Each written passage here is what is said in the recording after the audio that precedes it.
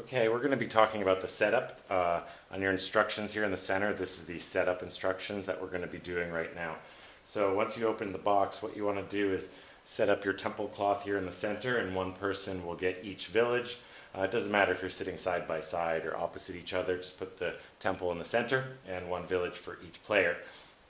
Now I mentioned earlier there's one set of cards here. There's a stack that's a little bit smaller than the other two. There'll be some laborers here. You want to make sure everybody gets one laborer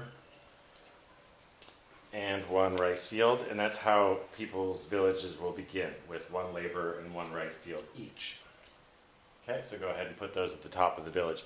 Then what you'll have here is you'll have a series of cards that cost 5 rice each. Yeah. So the artisan's chisels are going to be cards that need to be purchased. The apsara is going to be a card that needs to be purchased. The elephants cost 5 rice in order to purchase them, and the buffaloes cost 5 rice each to purchase. So we're going to set those aside here with the banker.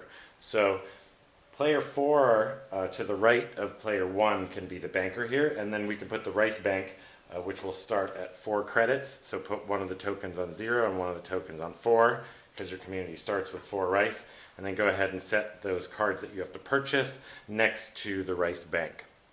Okay, now the other cards that are set aside here are certain event cards, and these are honor the gods. They all have a red border, you can see, which means they need to be played immediately upon being drawn. Some of these other cards, the usurper and the Cham invasion, found an elephant and found a buffalo. These we want to keep separate when we deal, because we don't want these cards to be dealt to the hand right away. So you can learn all about the cards. Here this talks about the event cards and the Cham invasion cards. You can actually learn pretty much everything about the cards on this side of the sheet. This side here is more about like what actions you can take.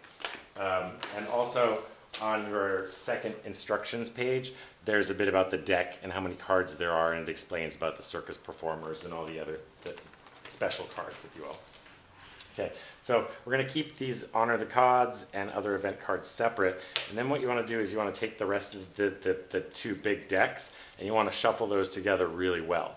So I've already gone ahead and shuffled all of those, so now that you can see it's a mixture of laterite and sandstone. There's an artisan, there's a laborer, a couple laborers, the sacred sword is there as a laborer, some rice, some sandstone, the priest.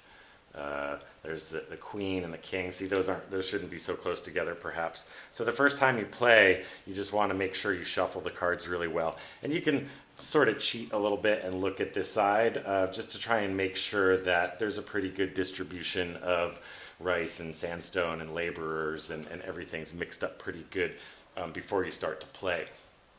So once you have that all set up, then you should be ready for the deal.